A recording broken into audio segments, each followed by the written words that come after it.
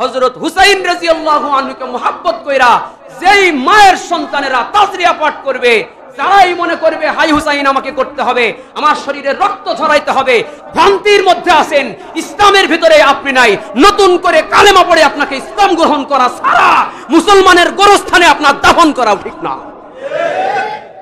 শরীয়তে ইসলামের ভিতরে উপরে যদি মৃত্যুবরণ করতে হয় মুহাম্মদুর রাসূলুল্লাহকে নবী মানতে হবে। হযরত আলীকে নবীর জামাতা, নবীর একজন সাহাবী, ইসলামের চতুর্থ খলিফা, এর বাইরে আলাদা কিছু যদি মনে করে তাইলে মুসলমানিত্বের ভিতরে থাকার কোনো অপশন শরীয়তে ইসলামে আমরা দেখি নাই। সুতরাং আমাদের যেই সকল ভাই বোনেরা স্বামীর খেদমত বাদ দিয়া আপনারা আপনার শিয়াপন্থী লিডারদের খেদমত করার নিয়ত শুরু করেছেন, ঘরের ভেতরে মক্কা মদিনার ছবির পরিবর্তে আপনি আপনার শিয়া লিডারদের ছবি আঁকাইছেন। যেই ঘরে কোনো মূর্তি এবং মানুষের ছবি থাকে সেই ঘরে আল্লাহর রহমতের ফেরেশতা প্রবেশ করে না। আপনার যেই লিডার তার ছবি আপনার ঘরের মধ্যে রাখাকে ধর্ম হিসাবে আপনার সামনে ওসিয়াত নসিয়াত করেছে, উৎসাহ দিয়েছে, সেই লিডার নিজেও ভ্রান্ত, আপনিও ভ্রান্ত, সবগুলো বেঈমানের হালত মৃত্যুবরণ হবে। আপনার মসজিদের সেজদার জায়গার প্রতি ভক্তি নাই, আপনার জায়নামাজের প্রতি ভক্তি নাই, আপনার তাসবিহর প্রতি ভক্তি নাই, আপনার লিডারের ছবির প্রতি ভক্তি। আপনার এই ধর্মের সিস্টেম আর ইন্দুয়ানি ধর্মের সিস্টেমের ভিতরে বড় মিল খুঁজে পায়। ওরাও ঘরের মধ্যে হনুমানের ছবি রাখে, ওরাও ঘরের মধ্যে গুসায়ের ছবি রাখে, মা কালীর ছবি রাখে, আর তুমিও তোমার পীরের ছবি রাখো, তুমিও তোমার লিডারের ছবি রাখো। দিন রাত তাকে দেখে তোমার তরিকার আশেকের কথা মনে করো। তোমার মধ্যে আর হিন্দুয়ানি ধর্মের মধ্যে কোনো পার্থক্য বলেন তো? হুসাইনের মর্যাদা বেশি না নবীজির মর্যাদা বেশি? বুঝে শুনে উত্তর দিয়ে দিন। যদি মাতম করা লাগে তাইলে 12ই রবিউল আউয়াল, যেদিন নবীর মৃত্যুর দিন, এই দিন বেশি মাতম করতে হবে। 10ই মুহররমও মাতম করতে হবে। 12ই রবিউল আউয়াল বেশি হবে, 10ই মুহররম আর একটু কম হবে। কি ঠিক না বলেন? আরে নবীর মর্যাদা যেহেতু বেশি হয়, তাইলে আমাদের যদি শোকের মাতম করতে হয়, আমাদের শরীরের রক্ত ঝরাইতে হয়, হাই হুসাইন করতে হয়, এরকম কোন শোক পালনের বিধান শরীয়তে ইসলামে যদি থাকতো তাইলে অবশ্যই নবী বিধান করে দিয়ে যাইতেন নবীর মৃত্যু দিবসে বিশ্বের আন্তর্জাতিক শোক দিবস হওয়ার দরকার ছিল। সারা বিশ্বের সমস্ত মুসলমানদের ওই দিন নিজের গা কাটার দরকার ছিল। হুসাইনের জন্য যদি রক্তাক্ত শরীর কাটতে হয়, নবীর জন্য তো গলা কাটার দরকার, নবীর বিরহে যন্ত্রণা। কিন্তু সম্মানিত হাজিরিন, ভুল ইনফরমেশন দিয়ে আমাদের জাতিকে বিভ্রান্ত করা হয়েছে। আজকে আরবি নববর্ষের প্রথম মাস মুহররমের প্রথম জুমা 1446 হিজরি সন শুরু হয়েছে এবং আরবির শেষ মাস ছিল জিলহজ। জিলহজ মাসটা শেষ হয়েছে, হজের মাস, এবং জিলহজ মাসই 12তম মাস। শেষ করে আমরা আরবি মাস 12 মাস সমূহের প্রথম মাস মুহররম মাস শুরু হয়েছে। ইংরেজিতে যেমন এখন 2024 সাল, হিজরি সনে এখন 1446 হিজরি। কত? কোন মাস? সবাই বলেন। আরবি প্রথম কোন মাস? এখন কোন মাস? কত হিজরি? দেখছেন অর্ধেক লোক মনে নাই, মনোযোগ নাই। কত হিজরি? ইংরেজি কত সাল? এ বলার আগে বলতে হবে। সমস্যা হলো বাংলায় আর আরবিতে, ঠিক না? বাংলায় মহিলারা পারবে, হ্যাঁ, পুরুষ মানুষ আর বাংলা জানে না, আর আরবি তো জানেই না। বলেন কত হিজরি? এটা মনে থাকে যেন আগামী সপ্তাহে পরীক্ষা নিতে পারি, মনে রাখতে হবে ইনশাল্লাহ। বলেন আমাদের আগে তো নিজেদেরটা, এরপরে না আর একজনেরটা। আগে আগে আমার ধর্মের সাল ঠিক রাখতে, এরপরে ইংরেজি সে পরেরটা পরে, ঠিক না? আগে তো নিজেরটা। ইংরেজি নববর্ষ শুরু হইলে তুল কালাম হয়ে যায়, তাই না? 31st নাইট পালন হয়, কত কাহিনী। আবার বাংলা নববর্ষ এসে হে বৈশাখ, ঝড় বৃষ্টি বাদল সিডর আইলা সব নিয়ে চলে আসে। আর মুহররম যে কবে শুরু হইলো আমরা জানি না। এই হলো আমাদের অবস্থা। যাই হোক, আমরা এখন মুহররম মাসের প্রথম জুমাতে আজকে আছি, ঠিক আছে না? আওয়াজ না বেশি? আবার ঠিক আছে, একটু বেশি না হলে হয় নাকি? ঘুম এসে যাবে তো, ঠিক না? একটু বেশি হয় হোক। আরবি 1446 হিজরির আজকে প্রথম জুমা। এই যে হিজরি নাম, হিজরি মানে হলো ছেড়ে দেওয়া, কোনো কিছু ছেড়ে চলে আসা। নবীজি হিজরত করছিল, মক্কা মাতৃভূমি ছেড়ে মদিনায় গিয়েছিলেন। তখন নাম ছিল ইয়াসরেব, এখনকার নাম হলো মদিনা। তো মক্কা ছেড়ে তখনকার ইয়াসরেব মদিনার পানে রওনা করেছিলেন, মাতৃভূমি সব কিছু ছেড়ে। যেই বছর নবী হিজরত করেছিলেন ওই বছর প্রথম হিজরি, তারপরের বছর দ্বিতীয় হিজরি, তারপরের বছর তৃতীয় হিজরি, তারপরের বছর চতুর্থ হিজরি, এই বছর 1446 হিজরি। তার মানে নবীজি হিজরত করেছিলেন আজ থেকে কত বছর আগে? এই হলো আরবি হিজরি সন গণনার প্রেক্ষাপট, ইতিহাস। যে নবীজি যখন থেকে হিজরত করেছিলেন ওই সময় থেকেই হিজরি সন গণনা শুরু হয়। হিজরি সন গণনা এজন্যই শুরু হয়েছে, হযরত ওমর রাদিয়াল্লাহু আনহুর জামানায় হিজরি সনের হিসাবটা ক্যালকুলেশন শুরু হয় যে নবীজি হিজরত করেছিলেন ওই বছরে, তো ওই সময় থেকে আমরা হিসাব শুরু করলাম। এটা হলো চন্দ্র অনুযায়ী হিসাব। আর সূর্য অনুযায়ীও কিছু জায়গায় মাসের হিসাব করে, ওই সময়ও করত। তো নবীজির হিজরতটা যেন মানুষের মাঝে স্মরণীয় থাকে, নবীজির সিরাতটা যেন কিয়ামত পর্যন্ত মুসলমানের দিলের ভিতরে থাকে, মুসলমানের দৈনন্দিন জীবনযাপনের ব্যস্ততার মাঝেও যেন মাস আর দিনক্ষণ গণনার সময় নবীর হিজরতের কথা মনে পড়ে যায় এবং হিজরতকে যেন মানুষ ভুলে না যায়। এজন্যে মুসলমানদের একটা সংখ্যার গণনাও যেন শুরু হয়, সেই হিসাবে হিজরি সন থেকে গণনা শুরু হয়েছিল। হিজরতের ঘটনা আমরা সবাই জানি, এটা আজকে বলার মতো সুযোগ নাই। হিজরত করেছিলেন কি কারণে? কাফেরদের অত্যাচারে নবীজি হিজরত করেছিলেন, ঘর বাড়ি ছেড়ে চলে গিয়েছিলেন, মদিনায় আসলেন। এমন অবস্থায় নবীজি হিজরত করেছেন যে পালায়া পালায়া দিন প্রচার করতেন এবং নিজের বাড়িতে নিজে টিকতে পারেন নাই, বাপ চাচাদের যন্ত্রণায়, এলাকাবাসীর যন্ত্রণায়, নিজের দেশের নিজের গ্রামের মানুষের যন্ত্রণায় এতটা অসহায় এবং মজলুম অবস্থায়, নিঃস্ব অবস্থায়, রাতের আধারে বন বাদার গর্ত পেরিয়ে তাবড় খাইতে খাইতে যেই নবী মক্কা থেকে বের হয়েছে, মদিনায় গিয়া মদিনার বাদশাহী আল্লাহ সেই নবীকে দান করছে। এই জন্য রাখে আল্লাহ মারেকে, ইজ্জত যিনি দেন, তিনি যদি কাউকে ইজ্জত দেন পৃথিবীর মানুষ তার ইজ্জত কেড়ে নিতে পারবে না, ঠিক কিনা? তুইজ্জু মান তাশাউ ওয়া তুযিল্লু মান তাশাউ বিয়াদিকাল খায়র ইন্নাকা আলা কুল্লি শাইইন কাদির। তিনি যাহাকে চান তাহাকেই ইজ্জত দান করেন, তিনি যাহাকে চান তাহাকেই বড় চেয়ার দেন, যাহাকে চান তাহাকে সম্মান দেন, আবার যাহাকে চান তাকে তিনি অপমান করে দেন।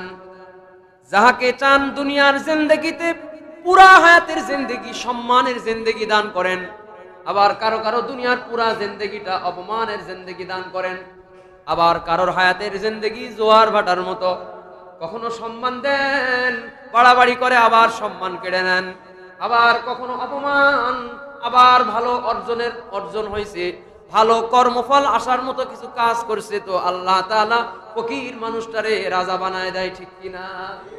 মাওলা তোমার লীলা খেলা কেউ বোঝে না, তুমি কাউকে রাখো গাছতলাতে মাওলা, কাউকে রাখো পাঁচতলায়। মাওলা তোমার লীলা খেলা কেউ বোঝে না। এই ছিল হিজরতের ঘটনা, সংক্ষেপে বললাম। তখন থেকে হিজরতের গণনা শুরু হয়েছে, আজ পর্যন্ত 1446 হিজরি সন পর্যন্ত আমরা এসেছি। আরবিতে কোনো দিবস পালনের, ইসলামের পরিভাষায় বিধিবিধানের ভেতরে কোনো দিবস পালনের রেওয়াজ নাই। এই জন্যেও আমরা এসহে বৈশাখের মতো এসহে মুহররম পালন করতে পারি না। ওনারা যেমন 31 নাইট পালন করে, আমরাও 31শে জিলহজ পালন করি না। কেন? আমাদের ইবাদতগুলো উৎসব কেন্দ্রিক না। আমাদের ইবাদতগুলো আল্লাহ এবং মাখলুকের, আল্লাহর খুশি আর মাখলুকের উপকার কেন্দ্রিক।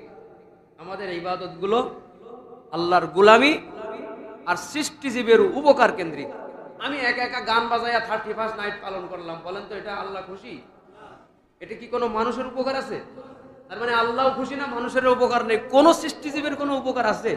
নাই।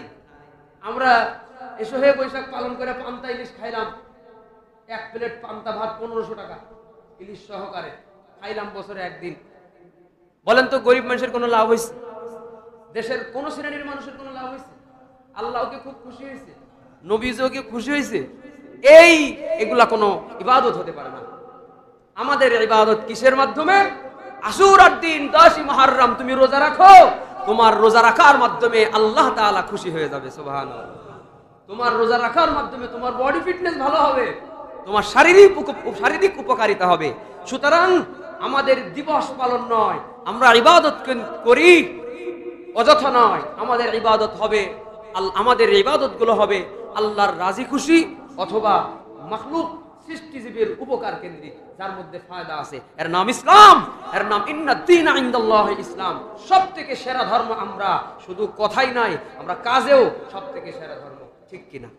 কোনো অনর্থক কাজ নাই আমাদের ভিতরে, কোনো ফালতু কাজ নাই, পাবেন না। কোন ধর্মকে আমি ছোট করছি না, কিন্তু আমাদের ধর্মের ভেতরেও কিছু ফালতু সিস্টেমে অ্যাড করে আমাদের ধর্মকে ফালতু বানানোর চেষ্টা করতেছে আমাদের কিছু জাতি ভাইয়েরা। ঠিক না? 10ই মুহররমের মানে আশুরা, যেটা এটা হলো মুহররমের 10 তারিখ। মুহররমের 10 তারিখকে বলা হয় আশুরা। আরবিতে ইশরুন শব্দের অর্থ হলো সংখ্যা 10। বাংলায় 10, ইংরেজিতে 10, আর আরবিতে হলো ইশরুন। তো এই ইশরুন শব্দটাকেই বলা হয় আশুরা, অর্থাৎ 10ম রজনী। ইশরুন মানে 10 আর আশুরা মানে 10ম রজনী, 10ম তারিখ। তো এই মুহররমের 10 তারিখকে আশুরা বলা হয়। একটু কথা পিছনে আসবো আবার। মুহররম যে শব্দটা, এটার একটা ভালো অর্থ আছে। মুহররমের ভালো অর্থটা হলো সম্মানিত। মুহররমের অর্থ কি? সম্মানিত। আরো একটা অর্থ আছে নিষিদ্ধ। আল্লাহ তাআলা কোরআন শরীফের মধ্যে সূরা তাওবার 23 নম্বর আয়াতে কারিমার মধ্যে এমন কিছু কথা বলে দিয়েছেন যেটা চিন্তা করলে কোনো বিজ্ঞানী আর অমুসলিম থাকতে পারে না। কোনো বিজ্ঞানী আর অমুসলিম থাকতে পারে না। যদি বলেন কি, আল্লাহ তাআলা বলেন ইন্না ইদ্দাতাশ শুহুরি ইনদাল্লাহি 12 শাহরান ফি ইয়াউমি খালাকাস সামাওয়াতি ওয়াল আরদা মিনহা আরবাতুন হুরুম যালিকাদ দীনুল কাইয়্যিম। আল্লাহ তাআলা মানুষ যেদিন বানাইছেন, ইন্না ইদ্দাতাশ শুহুর ইনদাল্লাহি 12 শাহরান ফি ইয়াউমি খালাকাস সামাওয়াতি ওয়াল আরদা মিনহা, আসমান জমিন যেদিন বানাইছেন, মানুষ বানানোর বহু আগেই আসমান জমিন আল্লাহ তাআলা মানুষ পাঠাবেন সেই প্ল্যান করা, মানুষ থাকার জায়গা হিসাবে উপরে আসমান নামক ছাদ আর নিচে জমিন নামক ফ্লোর বানায়া মানুষের জন্য যেদিন আল্লাহ উপযোগী করে বানাইলেন, যেদিন মানুষ পাঠানোর আগে মানুষের থাকার জায়গা করছেন, ওদিনই মানুষের বসবাসের জন্য দিনক্ষণ মাস সপ্তাহের হিসাব নিকাশের জন্যই আল্লাহর পক্ষ থেকেই আল্লাহ তাআলা মাস গণনা হিসাবে 12টা মাস আল্লাহ তাআলা গণনা হিসাবে মানুষের জন্য দান করছে। সুবহানাল্লাহ। ইংরেজিতে মাস কয়টা? বাংলায়, আরবিতে এই 12 সংখ্যাটা দিয়েছে কে? আল্লাহ দিয়েছে। এই 12 সংখ্যাটা আল্লাহ দিয়েছে। ইসনা আশার, এটাকে কইলাম না ইসরুন মানে 10 আর ইসনা মানে 2। ইসনা আশার 2, 10 আর 2 মানে 12।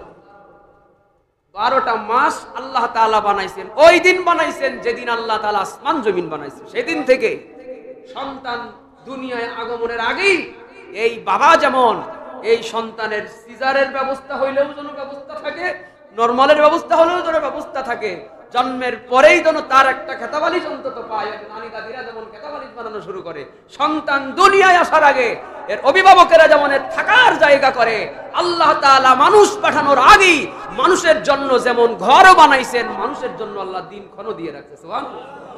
আল্লাহ জানে যে এদের দিন গুনতে হবে, তো এদের জীবন যাপনের জন্য তো দিন গুনতে হবে, শুধু খাওয়ান দিলে তো হবে না, দিনও তো গুনতে হবে। তা আল্লাহই দিয়ে দিয়েছে এবং বলেছেন জালিকা দ্বীন, এটাই বিধান, এটা এমন বিধান মুসলিম অমুসলিম সবাই মানবে, মানতে উপর থেকে বাধ্য করা হবে।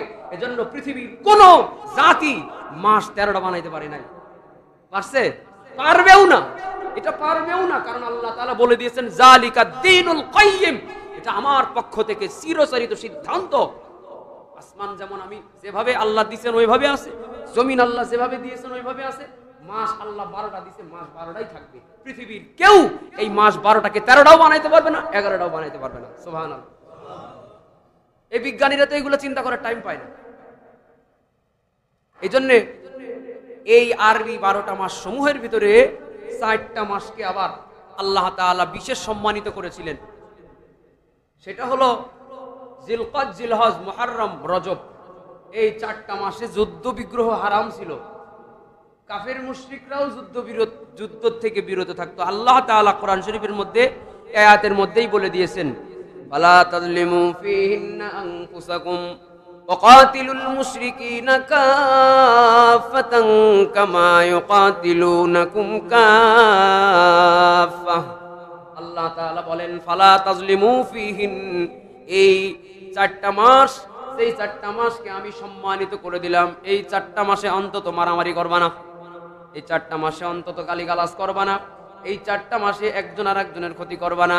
কারণ আগের জামানায় যখন মুসলমানে আর কাফিরেও যুদ্ধ হইতো, তুচ্ছ ঘটনাকে কেন্দ্র করে মাসের পরে মাস যুদ্ধ হইতো। কিন্তু যখন এই যে মুহররমের টাইম, যখন মুহররমের টাইম আসবে, জিলকদ, জিলহজ মাসের টাইম আসবে, এই মাসগুলো আসার আগে দুই পক্ষের লিডারেরা উভয় পক্ষ থেকে দূত প্রেরণের মাধ্যমে সাদা পতাকা বৈঠক করত। দুই পক্ষের সেনাপতিরা সাদা পতাকা নিয়ে শান্তি বৈঠক করে বলতো শুরু হয়ে যাচ্ছে জিলকদ মাস, শুরু হয়ে যাচ্ছে রজব মাস, নিষিদ্ধ মাস শুরু হয়ে যাচ্ছে, এই মাসে মারামারি করা যাবে না, যাও এই মাসের সম্মানে তোমরাও বাড়ি চলে যাও, আমরা চলে গেলাম। মারামারি যে পর্যন্ত ছিল ওই জায়গায় থাকবে, এই মাস চলে যাওয়ার পরে আবার দেখা যাবে বাপের বেটাকে। ওই কথা বলে না আসলে তো পরে আবার যুদ্ধ বাঁধবে না, কথা ওইভাবেই বলে আসতো যে এই মাসের সম্মানে আমরা যুদ্ধ বিরতি দিচ্ছি, মনে করে না যে আমরা ঠকে যাচ্ছি আর আত্মসমর্পণ করতেছি, আমরা আবার এই জায়গা থেকেই যুদ্ধ করব শুধু মাসের সম্মানে। তার মানে এরাও অমানুষ ছিল, কিন্তু এই মাসগুলোকে অন্তত সম্মান করত। কিন্তু আল্লাহ তাআলা বলেন ওয়াকাতিলুল মুশরিকিনা কাফাতান কামা ইউকাতিলুনাকুম কাফা। যদি কাফেররা তোমাদের পাও পাড়ায় গ্যাঞ্জাম করতে আসে, তাইলে আবার বসে থাকার দরকার নেই যে মায়ের খাসি মরে যাই যাবো, তাও মাসের সম্মানে আবার আত্মরক্ষা করবো না, ওই রকম করা যাবে না। এখন যেহেতু ইসরায়েলিরা ওইটা তো আর মানতেছে না, এই জন্য ফিলিস্তিনের মুসলমানেরা যদি মনে করে এখন মুহররম শুরু হয়েছে, মুহররমের সম্মানে আমরা যুদ্ধ বন্ধ করে বসে থাকি, তাইলে তো ইসরায়েলিরা আরো সুযোগ পেয়ে যাবে। যখন দুই পক্ষের মধ্যে এই শ্রদ্ধাবোধটা থাকতো, তখনকার কথা হলো তোমরা এটা থেকে বিরত থাকো, কিন্তু মায়ের দিতেছে আমার তো আত্মরক্ষার জন্য হলেও কিছু করা লাগবে। এই জন্য আল্লাহ তাআলা আবার বলেও দিয়েছেন যে কাফেররা যদি এই দিবসকে সম্মান করে তোমাদের আক্রমণ করার থেকে বিরত না থাকে, তাইলে তোমরাও উত্তম প্রতিদান ওদের দেওয়া শুরু করে দেবে, বসে থাকার দরকার নেই। এই হলো মুহররমের কথা। এইবার আসে আশুরা। 10 আশুরা মানে দশম সংখ্যা, এবং আশুরার কিছু আমল আছে, নির্দিষ্ট কিছু আমল আছে। عن أبي هريرة رضي الله عنه قال عن ابن عباس رضي الله عنه قال قال رسول الله صلى الله عليه وسلم أفضل الصيام بعد رمضان شهر الله المحرم। আল্লাহর নবী যখন ওই যে মদিনায় আসলেন, মদিনায় আসার পরে দেখলেন ইহুদিরা রোজা রাখে। নবীজি বললেন তোমরা রোজা রাখো কেন? আমরা রোজা রাখি এজন্যে ইহুদিরা মুসা নবীর ধর্ম মানার চেষ্টা করে। ভাই, মুসা নবীর ধর্ম আল্লাহরই ধর্ম, কিন্তু ওই সময় ছিল, ঠিক না? আমি কি বুঝাইতে পারছি? এক এক নবীর সময় ধর্মের নাম আলাদা আলাদা ছিল, এই জন্য মুসা নবী যখন ছিলেন ওই সময় মুসা নবীর ধর্ম, এখন যারা ইহুদি এরা মুসা নবীকে মানে বলে যদিও বলে, এটা মুসা নবীর ধর্ম ওই সময় ছিল। পরের নবী আর পরের কিতাব আসা পর্যন্ত মুসা নবীর ধর্ম বহাল থাকবে। এই দেশের যে সরকার আছে আর এক সরকার নির্বাচিত হয়ে গেলে এই সরকারের মন্ত্রিত্ব থাকবে, ওটা বাদ। এখন ওই সরকার আর যখন ক্ষমতা নাই তখন যদি এই সরকার আমার প্রধানমন্ত্রীর চেয়ার দাও, হবে? হবে না। ঠিক বোঝানোর জন্য বলা, এক নবী পরের নবী যখন চলে আসে, এক নবী মরে যাবে, পরের নবী ওই পরের নবী আসার পরে ওই নবীর শরীয়ত আর থাকতো না। এজন্য আমাদের নবী আসার পরে ঈসা আলাইহিস সালামের শরীয়ত আর নাই, আর তার আগের গুলো তো নাই। ঈসা আলাইহিস সালামের শরীয়ত মানে হলো খ্রিস্টানেরা। ওয়াকালাতিল ইয়াহুদু উযাইরুন ইবনুল্লাহ ওয়াকালাতিন নাসারাল মাসীহ ইবনুল্লাহ। ইহুদিরা হযরত মুসার ধর্ম মানে উযায়েরকে আল্লাহর পুত্র মনে করে, আর খ্রিস্টানেরা ঈসা নবীকে আল্লাহর পুত্র মনে করে। খ্রিস্টান ধর্মকে তারা আল্লাহর ধর্ম মনে করে। আল্লাহ তাআলা বলেন, তোদের কোন ধর্মই আল্লাহর ধর্ম নয়, বরং ইন্নাদ-দীনা ইনদাল্লাহিল ইসলাম। আল্লাহর নিকটে এই মুহূর্তে কিয়ামত পর্যন্ত একমাত্র মনোনীত ধর্ম কোনটা? এটাই একমাত্র মনোনীত ধর্ম। তো নবীজি যখন আসলেন, ইহুদিরা তখন বলল, আমরা রোজা রাখি। আমাদের নবী মুসা নীল নদের মধ্যে ফেরাউনের কবল থেকে তিনি যে পরিত্রাণ পেয়েছিলেন, এই জন্য আমরা শুকরিয়া আদায় স্বরূপ রোজা রাখি। কারণ মুসা নবীকে আল্লাহ তাআলা বলেছিলেন, ওয়াউহাইনা ইলা মুসা আনিদরিব বিআসাকাল বাহর। মুসা নবী যে কালেমার দাওয়াত দিচ্ছিল, ফেরাউনের কাছে ভালো লাগে নাই। ফেরাউন মুসা নবীকে বারবার যখন দাওয়াত থেকে বিরত থাকার জন্য ফরমান দিয়েছে, মুসা মানে নাই। এবার ফেরাউন মুসা নবীকে তাড়া করা শুরু করছে। আল্লাহ তাআলা বলেন, ওয়ালাকাদ আওহাইনা ইলা মুসা আন আসরি বিইবাদি। মুসা নবীকে আল্লাহ তাআলা ওহী অবতীর্ণ করে বলে দিলেন, ও মুসা, তোমারে আমি ফরমান দিয়ে দিলাম, হিজরত করো, নীল নদ পার হইয়া হিজরত করো। মুসা বলে, আল্লাহ, আমি তো বাদশাও না, আমি তো রাজাও না, নীল নদের মতো বিশাল নদ পার হওয়ার মতো কোনো বাহন আমার নাই, কেমনে আমি পার হব? আল্লাহ তাআলা বলেন, ফাদরিব লাহুম তরিকান ফিল বাহরি ইয়াবাসান লা তাখাফু দারকান ওয়া লা তাখশা।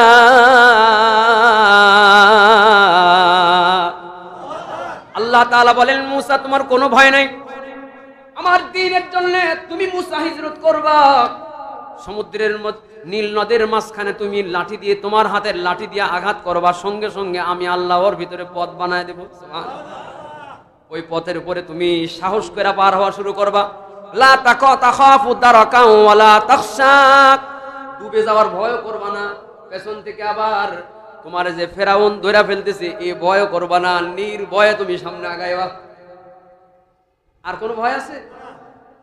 আল্লাহ তাআলা নিজেই মুসাকে বলে দিলেন, নির্ভয়ে আগাইতে থাকবা, কোনো টেনশন নাই, তোমার ডুবে যাওয়ারও টেনশন নাই, তোমার পেছন থেকে কে ধরলো ওই টেনশন করারও দরকার নাই, তুমি এগিয়ে যাও।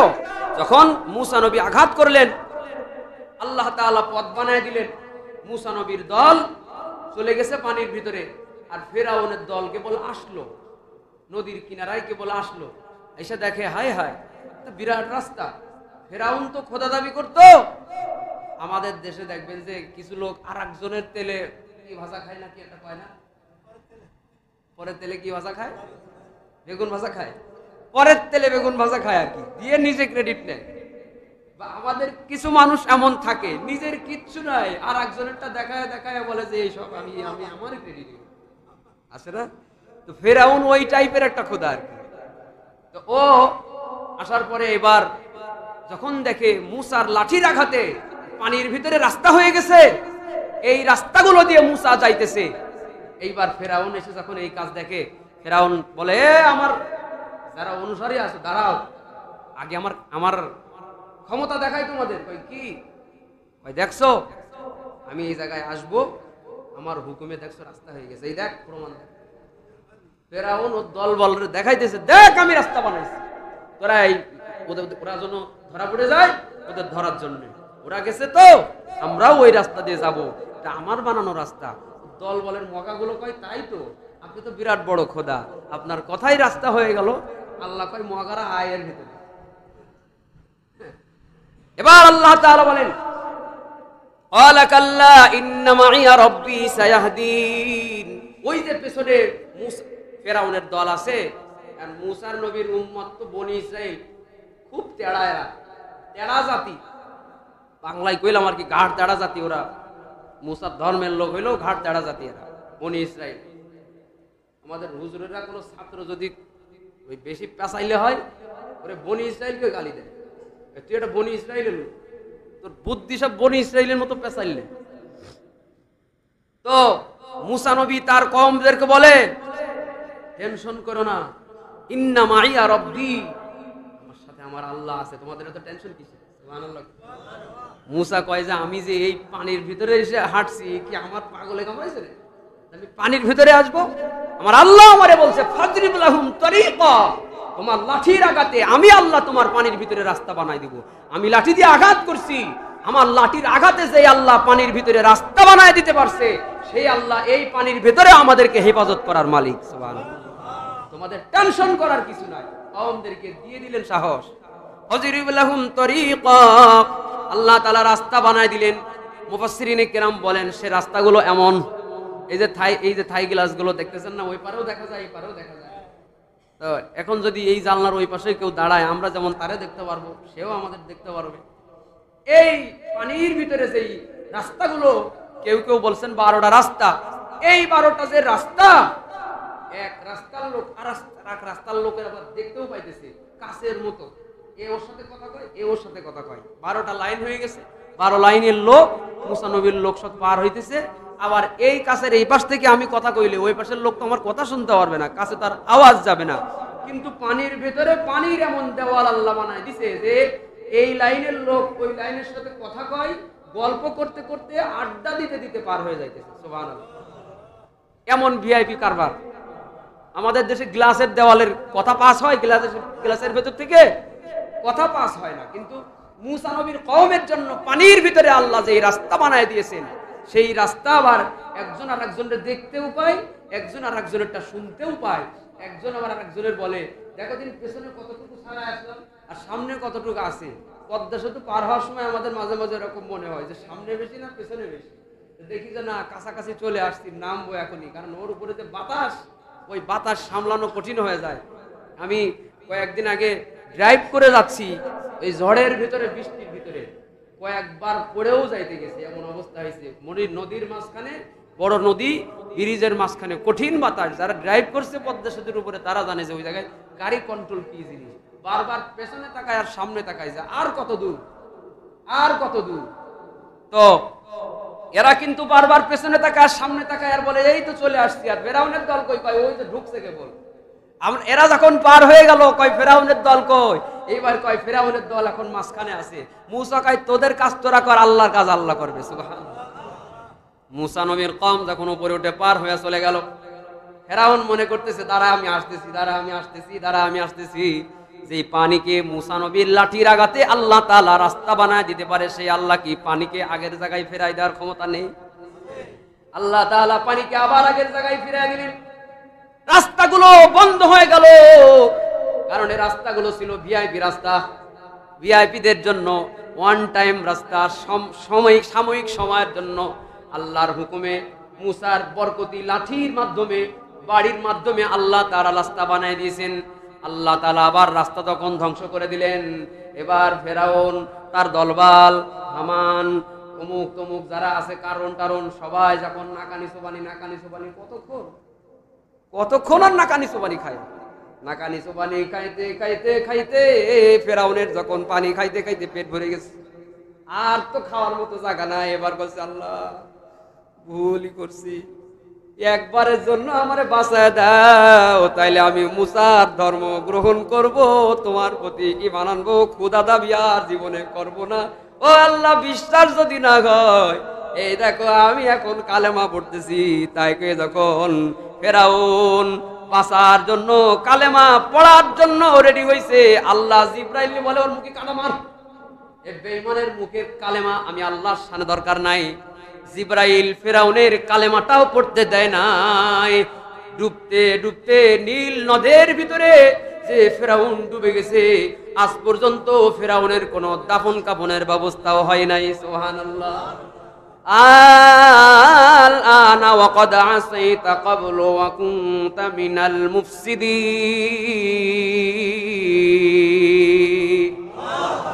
ফেরাউন যখন কালেমা পড়তে চাইছে মরার টাইমে, আল্লাহ কইছে এখন আল-আন, কই এখন তোমার কলমা পড়ার টাইম হয়েছে, মরণের টাইমে। তোমার সারা জীবন কইছিলা তুমি কুনতা মিনাল মুফসিদিন, তুমি ছিলে ফাসাদ সৃষ্টিকারী, তুমি ছিলে অন্যায়কারী।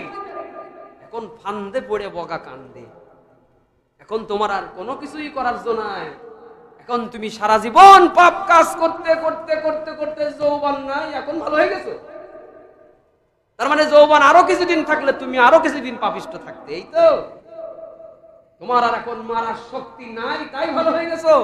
সারা জীবন মানুষকে মারছো, তোমার আর এখন অহংকার করার মতো প্রভাব প্রতিপত্তি নাই, তুমি হিরো থেকে জিরো হয়ে গেছো, তাই টুপিটা মাথায় দিয়ে ভদ্র হয়ে গেছো। যখন তোমার দাপট ছিল তখন কন্ট্রোল কইরা সিরাতাল মুস্তাকিমের উপরে চলতে পারো না। তাদেরকে সম্মান করার দরকার, তাদেরকে স্নেহ করা দরকার, করো নাই। হালাল হারামের তমিজ করো নাই, মসজিদ মুখী হও নাই।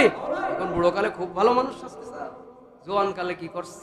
মুরব্বীরা রাগ কইরান না, এটা ফেরাউনের আল্লাহ কইছে, তাই কই কুনতা মিনাল মুফসিদিন। তুমি এতদিন কইছিলা আমার মূসা তোমার কাছে দাওয়াত নিয়ে গিয়েছে, আমার মূসা কি তুমি এমন কোন সিস্টেম নাই যে এই সিস্টেমে তাকে অপমানিত করো নাই? আমার মূসাকে আমি আল্লাহ হেফাজত করেছি।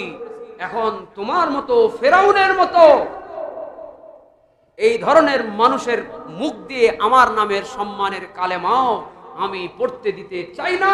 বিশ্বাস করেন, ফেরাউনের মতো চরিত্রের মানুষেরা তারা মরণের সময় ওর কানের কাছে যদি কালেমার তালকিন দেওয়া হয়, আপনি জোর করে কালেমা পড়াইতে পারবেন না। আল্লাহ ফেরেশতা দিয়ে ওর জবান আটকে দিবে, তোর কালেমা নসিব হবে না। কারণ কালেমা নসিব হলে তো সব ক্ষমা হয়ে যাবে। মজলুম মানুষগুলোর কি হবে তোর মতো জালেমকে যদি ক্ষমা করে? এই জন্য বহুত মানুষের কলমা পড়তে দেওয়া হবে না। মরণের সময় মাথার গোড়ায় কালেমার তলকিন দিলেই কালেমা হয় না, এটা উপর থেকে আসবে, এটা তার পক্ষ থেকে তাকে তৌফিক দেওয়া হবে। সারা জীবনের দুই হাতের কামাই অনুযায়ী যদি মরণের সময় কালেমাওয়ালা, কালেমা পড়ার মতো প্রাপক আপনি হয়ে থাকেন, কেউ তালকিন দেওয়া লাগবে না, কালেমাওয়ালাই তোমারে কালেমা পড়ায়া জান্নাতি বানাবে। সুবহানাল্লাহ। কোন মানুষ তোমার কানে কানে বলা লাগবে না তো। যার কালেমা পড়বা সেই তোমারে ফেরেশতা পাঠায় বলবে তুমি তোমার কালেমা পড়া শুরু করো। এজন্য ফেরাউনের থেকে আমরা শিক্ষা গ্রহণ করলাম, আমাদের যৌবনটাকে আমরা কাজে লাগাই, আমাদের শক্তিটাকে আমরা কাজে লাগাই। যখন আমাদের অপরাধের ক্ষমতা আছে তখন আমরা অপরাধ করব না, কন্ট্রোল। এই তাকওয়াটা আল্লাহর কাছে দেওয়ার চেষ্টা করি। আমার মারার ক্ষমতা আছে, আমার গালি দেওয়ার ক্ষমতা আছে, আমার অন্যায় করার ক্ষমতা আছে, তাই করছি। তোমার মধ্যে আর পশুর মধ্যে কি এর পার্থক্য হইল? তোমার মধ্যে আর পশুর মধ্যে পার্থক্য হবে আমার মারার ক্ষমতা আছে, কিন্তু আমি ইনসাফ করলাম, অন্যায় ভাবে মারলাম না। অর্থ আত্মসাৎ করার ক্ষমতা আছে, আমি করলাম না। আমার পাওয়ার আছে, আমার অধীনস্থ। বহুত চাকরিজীবী দেখা যায় সিনিয়র পোস্টে গেলে জুনিয়র পোস্টের মানুষদেরকে মানুষই মনে করে না, মানুষই মনে করে না। আমাদের দেশে কি আবেদ আলী চাচা না কিরা জানি, বিসিএস এর আবেদ আলী চাচা, তো আবেদ আলী তো নাকি আবেদ আলী চাচা দেখছেন সৈয়দ হয়ে গেছে। আবেদ আলী চাচা ড্রাইভার মানুষ, কি কাণ্ডটা করে ফেললো। টুপি আর দাড়ি আছে, তো স্টারিং এর উপরে নামাজ পড়ছে, আবার কয় যে এত মাইরিং এর টাকা সব আল্লাহর রাস্তায় খরচ করে দিয়েছি। এ কত বড় বুজুর্গ! এই যে অবৈধ টাকায় সব আল্লাহর রাস্তায় খরচ করে দিয়েছে। মনে করতেছে যে আমাদের দেশে কিছু লোক কিন্তু এরকম আছে। আমার এলাকায় একজন আছে, প্রচন্ড পরিমাণে সুদ খাইতেছে। সুদ খাইতে খাইতে 1 বছরের ভিতরে জমি, ফ্ল্যাট, বাড়ি, তবু সবকিছুর মালিক। মানুষে কইছে তোর কি মরণের ডর নাই? কয় হ্যাঁ। কয় তুই কি মরবি না? কয় মরবো। কয় তোর আল্লাহর কাছে যাওয়া লাগবে, তো সুদ খাইতেছিস কে?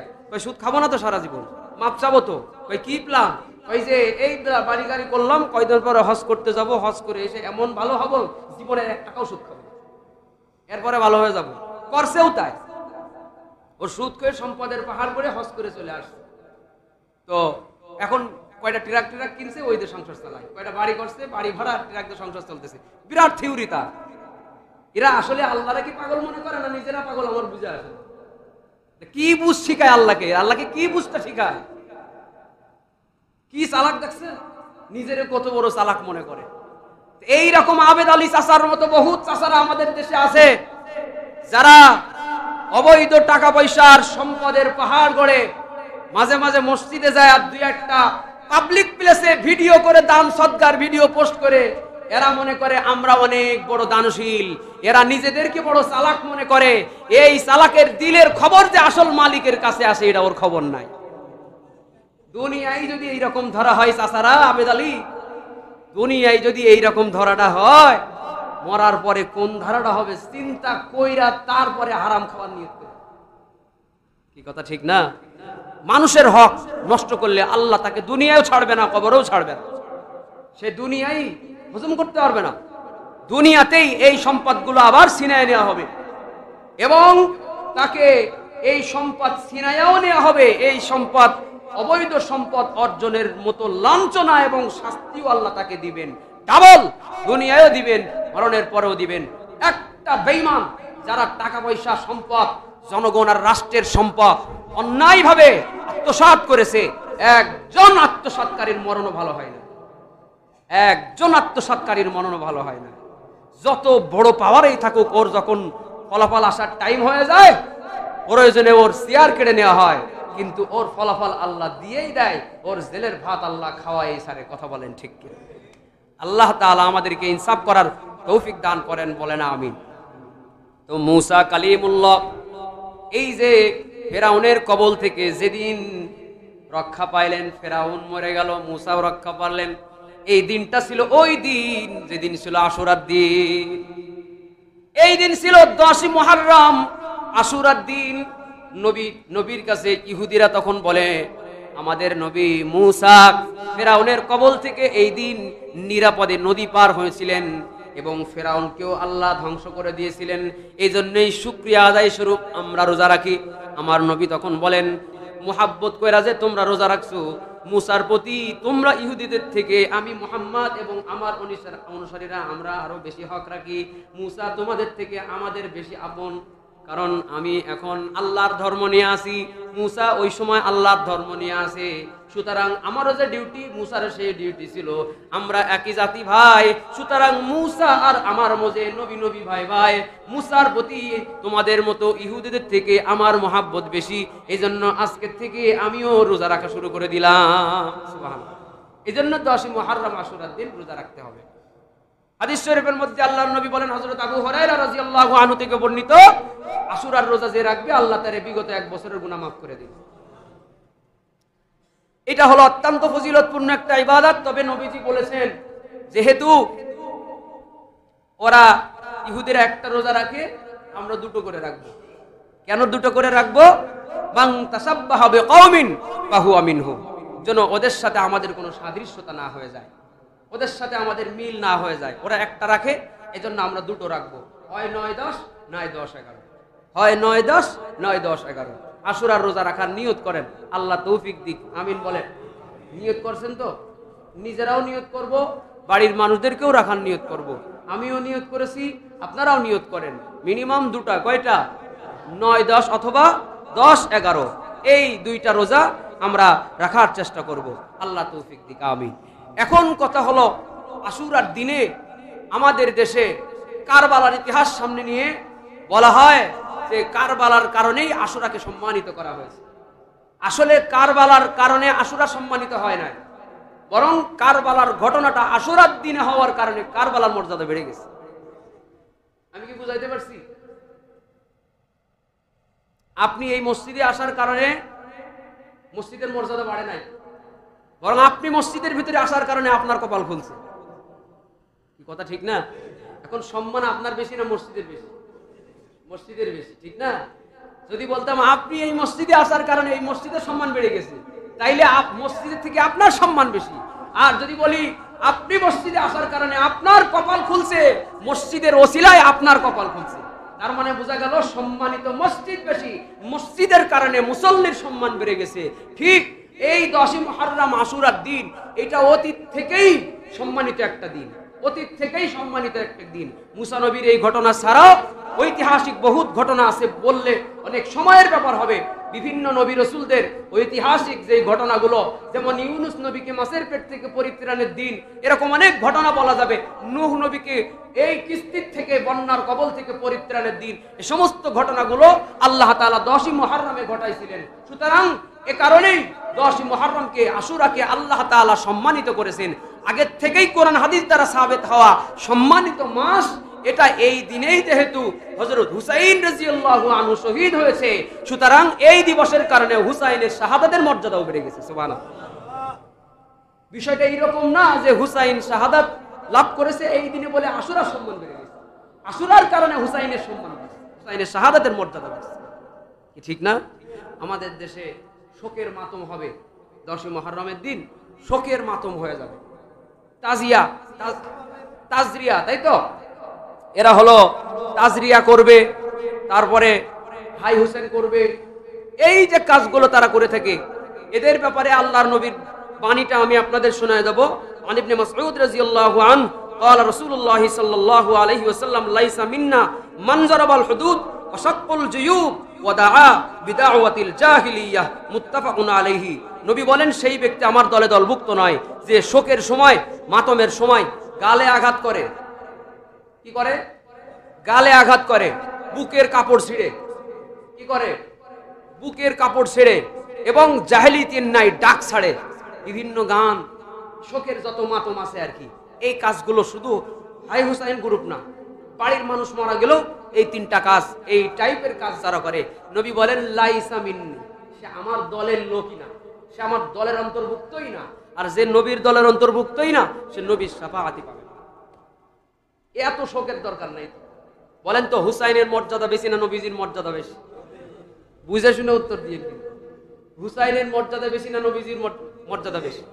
সবাই বুঝে শুনে বলেন, হুসাইনের মর্যাদা বেশি না নবীর মর্যাদা বেশি? কয় হুসাইনের মর্যাদা বেশি। নবী হুসাইন নাতি, হুসাইন কি?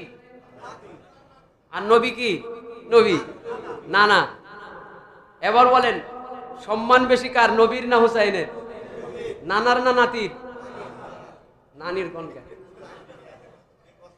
নানার না নাতির? নানার সম্মান বেশি। এমন সম্মানিত মাস, নবীর সম্মান আর শ্রেষ্ঠত্বের কথা বহুত ঘন্টার পর ঘন্টা এখানে আমি কথা বলেছি। এখন আসেন, যদি আমার বলেন তো, হুসাইনের মরণে তো আমরা অবশ্যই ব্যথিত, ঠিক না? হুসাইনের রাদিয়াল্লাহু আনহুর মরণে আমরা অবশ্যই ব্যথিত। হযরত হুসাইনের চেহারাটা নবীর চেহারার মতো ছিল, সুবহানাল্লাহ। চেহারা সাদৃশ্যটা নবীর চেহারার মতো ছিল। হযরত হুসাইন, নবীজি, আমি এখানে বসে বলছি, নবীজি খুতবা দিতেছেন, দেখে হুসাইন আর হাসান 2 ভাই, ছোট মানুষ, কেবল হাঁটা শিখছে, ওর মা বাড়ির থেকে গুছাই গাছায় পাঠাই দিয়েছে, যাও মসজিদে যাও, নানা খুতবা দিতেছে, যাও। তো মসজিদে আসতেছে, নানা এই জায়গায় দাঁড়ায় খুতবা দিতেছে, আর দেখে মসজিদের সামনের ফিল্ড দিয়ে নাতি 2 জন আসতেছে, আসে আর পড়ে, ছোট মানুষ হাঁটতে হাঁটতে যেমন পড়ে, তো হুসাইন পড়ে যায়, আবার হাসান ওর থেকে একটু বড়, বেশি বড় তো আর না, তো উনি আবার বড় ভাই হিসাবে আবার উঠাই দেয়, আবার ধুলা বালু ঝেড়ে দেয়। নানা আবার এগুলা দেখতেছে যে 2 নাতি আসতেছে, একজন পড়ে যায় আর একজন আবার উঠাইও দেয়। এই দেখে নানা আর সহ্য করে বসে থাকতে পারেন নাই, খুতবা বাদ, আগে নাতি নিয়ে আসি, খুতবা বাদ দিয়ে থিয়া 2 নাতিকে ধুলা ঝাড়াইয়া এইভাবে করে 2 রানের উপরে 2 নাতিকে বসাইয়া খুতবা দিতেছে, আর মুসল্লিদের বলতেছে, আমার নাতি 2টা বসে আছে, আমি খুতবা দিতেছি, তোমাদের বয়ান শোনার হয়তো একটু ডিস্টার্ব হতে পারে, কিন্তু তোমরা কিছু মনে করো না, এই নাতি 2টাকে আমি আমার জানের থেকে বেশি ভালোবাসি। যারা আমারে ভালোবাসো তারা আমার নাতিকে ভালোবাসো। এই হলো নবীর নাতি। হাজিরিন, কিন্তু নবীর যদি মাতম করা লাগে, তাইলে 12ই রবিউল আউয়াল, যেদিন নবীর মৃত্যুর দিন, এই দিন বেশি মাতম করতে হবে। 10ই মুহররমও মাতম করতে হবে। 12ই রবিউল আউয়াল বেশি হবে, 10ই মুহররম আর একটু কম হবে। কি ঠিক না বলেন? আরে নবীর মর্যাদা যেহেতু বেশি হয়, তাইলে আমাদের যদি শোকের মাতম করতে হয়, আমাদের শরীরের রক্ত ঝরাইতে হয়, হাই হুসাইন করতে হয়, এই এই বিদআতগুলো যদি করতে হয়, এরকম কোন শোক পালনের বিধান শরীয়তে ইসলামে যদি থাকতো, তাইলে অবশ্যই নবী বিধান করে দিয়ে যাইতেন নবীর মৃত্যু দিবসে বিশ্বের আন্তর্জাতিক শোক দিবস হওয়ার দরকার ছিল। সারা বিশ্বের সমস্ত মুসলমানদের ওই দিন নিজের গা কাটার দরকার ছিল। হুসাইনের জন্য যদি রক্তাক্ত শরীর কাটতে হয়, নবীর জন্য তো গলা কাটার দরকার, নবীর বিরহে যন্ত্রণা। কিন্তু সম্মানিত হাজিরিন, ভুল ইনফরমেশন দিয়ে আমাদের জাতিকে বিভ্রান্ত করা হয়েছে যে আমাদের দেশে একটা ফেরকা আছে, ফেরকায়ে বাতিলা। কিছু আছে শিয়া, কিছু আছে শিয়াদের নামধারী, অর্থাৎ তাদের ভিতরে বহুত ফেরকা আছে। কেউ মনে করেন যে নবুয়তের দাবিদার একমাত্র হযরত আলী ছিল, জিবরাইল পথ ভুল করে মুহাম্মাদের উপরে দিছে। জিবরাইল ভুল করছে, আমরা আর ভুল করতে রাজি না, এজন্য আমরা নবীকে নবী মানি, কিন্তু মর্যাদা বেশি দিই হযরত আলীকে। কেউ এই মত নিয়ে বসে আছে। আবার কেউ এই মত নিয়ে বসে আছে যেহেতু নবীর উপরে ওহী আসছে, নবীকে নবী বলেও মানি, আলীকে সাহাবী বলেও মানি, কিন্তু আলী আর অন্য সাহাবীরা একরকম না। আলীর মর্যাদা সবার উপরে, তারপরে অনেক নিচে অন্য সাহাবীর মর্যাদা। এখানেও বাড়াবাড়ি হয়ে গেল, ঠিক না? আলী তো আলী, আলী নবীর জামাই, আলী নবীর চাচাতো ভাই, আলী হাসান হুসাইনের পিতা, আলী ফাতেমার স্বামী, আলী ইসলামের চতুর্থ খলিফা, আলী নবীর একজন জলিল কদর সাহাবী। এর থেকে বড় পরিচয়ের আবার দরকারটা কি? কিন্তু এরা আলী রাদিয়াল্লাহু আনহুকে আরেকটু বেশি কিছু মনে করে সেই কাজগুলো করা হয়। আত্মহত্যা করা যদি মহাপাপ হয়, তাইলে আলী আলী কইরা, হুসাইন হুসাইন কইরা নিজের রক্ত ঝরানো এটাও মহাপাপ। এজন্যই যে ব্যক্তি আত্মহত্যা করে, এই রক্ত যিনি দিয়েছেন, রক্ত তার ইচ্ছাই বের হবে। রক্ত যদি বের করতে হয়, তার জন্য বের হবে। আত্মহনন যেমন মহাপাপ, আত্মহননের সাথে সাদৃশ্য রাখে ইচ্ছা করে রক্ত ঝরানো, ইচ্ছা করে হাত কাটা, ইচ্ছা করে নিজের শরীরের উপরে টর্চার করা, এই প্রত্যেকটা কাজ আত্মহননের শামিল। সুতরাং হযরত হুসাইন রাদিয়াল্লাহু আনহুকে মুহাব্বত কইরা যেই মায়ের সন্তানেরা তাজরিয়া পাঠ করবে, যারাই মনে করবে হাই হুসাইন আমাকে করতে হবে, আমার শরীরে রক্ত ঝরাইতে হবে, ভ্রান্তির মধ্যে আছেন, ইসলামের ভিতরে আপনি নাই। নতুন করে কালেমা পড়ে আপনাকে ইসলাম গ্রহণ করা ছাড়া মুসলমানের গোরস্থানে আপনার দাফন করা ঠিক না। এটা আমার নিজের কথা নয়। কারণ যে নবীকে পূর্ণাঙ্গ নবী মানে না, তার ঈমানই নাই। যে নবীকে পূর্ণাঙ্গ নবী মনে করে না, যে মনে করে নবুয়তের দাবি কিছুটা আলীর উপরেও ছিল, এই নবুয়তের উপরে সামান্যতম সন্দিহান অথবা নবীর মতো কিছুটা মর্যাদা আলীর আছে, এমন কিছু যদি কেউ মনে করার চেষ্টা করে, এই ব্যক্তি আর মুমিন থাকতে পারে না। এই ব্যক্তি মুমিন থাকতে পারে না। কাদিয়ানি বলেন, শিয়া বলেন, এরা কেউ আর মুমিন আর মুসলমানিত্বের ভেতরেই নাই। এদেরকে শরীয়তে ইসলামের ভিতরে উপরে যদি মৃত্যুবরণ করতে হয়, মুহাম্মদুর রাসূলুল্লাহকে নবী মানতে হবে, হযরত আলীকে নবীর জামাতা, নবীর একজন সাহাবী, ইসলামের চতুর্থ খলিফা। এর বাইরে আলাদা কিছু যদি মনে করে, তাইলে মুসলমানিত্বের ভিতরে থাকার কোনো অপশন শরীয়তে ইসলামে আমরা দেখি নাই। সুতরাং আমাদের যেই সকল ভাই বোনেরা স্বামীর খেদমত বাদ দিয়া আপনারা আপনার শিয়াপন্থী লিডারদের খেদমত করার নিয়ত শুরু করেছেন, ঘরের ভেতরে মক্কা মদিনার ছবির পরিবর্তে আপনি আপনার শিয়া লিডারদের ছবি আঁকাইছেন। যেই ঘরে কোনো মূর্তি এবং মানুষের ছবি থাকে, সেই ঘরে আল্লাহর রহমতের ফেরেশতা প্রবেশ করে না। আপনার যেই লিডার, তার ছবি আপনার ঘরের মধ্যে রাখাকে ধর্ম হিসাবে আপনার সামনে ওসিয়াত নসিয়াত করেছে, উৎসাহ দিয়েছে, সেই লিডার নিজেও ভ্রান্ত, আপনিও ভ্রান্ত। সবগুলো বেঈমানের হালত মৃত্যুবরণ হবে। স্পষ্ট কথা। ঘরের ভিতরে কোন জীব জন্তুর ছবি থাকলে সেই ঘরে রহমতের ফেরেশতা প্রবেশ করে না। আপনি আপনার শিয়া লিডারের ছবি আপনার ঘরের ভিতরে টাঙায় রাখছেন, কি মুহাব্বত আপনার! আপনার শিয়া লিডারের ছবি আপনি ঘরের ভিতরে টাঙায় রাখছেন, দিনরাত তারে দেখতেছেন আর ভক্তি নিতেছেন। আপনার মসজিদের সেজদার জায়গার প্রতি ভক্তি নাই, আপনার জায়নামাজের প্রতি ভক্তি নাই, আপনার তাসবিহর প্রতি ভক্তি নাই, আপনার লিডারের ছবির প্রতি ভক্তি। আপনার এই ধর্মের সিস্টেম আর ইন্দুয়ানি ধর্মের সিস্টেমের ভিতরে বড় মিল খুঁজে পায়। ওরাও ঘরের মধ্যে হনুমানের ছবি রাখে, ওরাও ঘরের মধ্যে গুসায়ের ছবি রাখে, মা কালীর ছবি রাখে, আর তুমিও তোমার পীরের ছবি রাখো, তুমিও তোমার লিডারের ছবি রাখো। দিনরাত তাকে দেখে তোমার তরিকার আশেকের কথা মনে করো। তোমার মধ্যে আর হিন্দুয়ানি ধর্মের মধ্যে কোনো পার্থক্য। আমি আঘাত করার জন্য কথা বলি নাই, আমি ভাই ভাই হিসাবে কথা বলেছি। সম্প্রীতি নষ্ট করার জন্য তো এই কথা বলি নাই।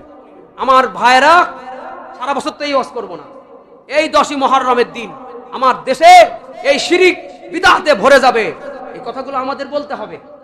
এই কথাগুলো বলার কারণে যদি আপনাদের কাছে খারাপ হয়ে যায়, এই কথাগুলো বলার কারণে যদি এ জায়গায় খুতবা দেওয়া বন্ধ হয়ে যায়।